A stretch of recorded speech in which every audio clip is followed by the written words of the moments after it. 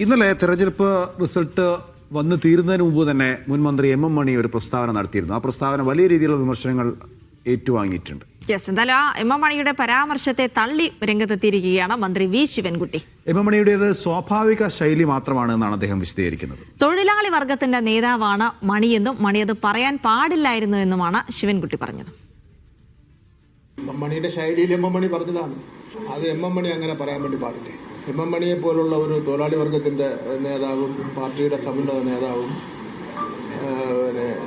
വളരെ താഴേക്കിടയിൽ നിന്ന് ഒരുപാട് സമര പോരാട്ടങ്ങളിലൂടെ വളർന്നു വന്ന ഒരു വ്യക്തി അങ്ങനെ ഒരു ചെറിയൊരു പരാജയം ഉണ്ടായി എന്നുള്ളതുകൊണ്ട് നമ്മൾ സാമൂഹികപരമായി സാമ്പത്തികപരമായി പിന്നോക്കം നിൽക്കുന്ന ഒരു ജനവിഭാഗങ്ങളെയും ഒരു രൂപത്തിലും ആക്ഷേപിക്കാൻ വേണ്ടി പാടില്ല. അത് CPMന്റെ നയമാണെന്ന് എനിക്ക് തോന്നുന്നില്ല.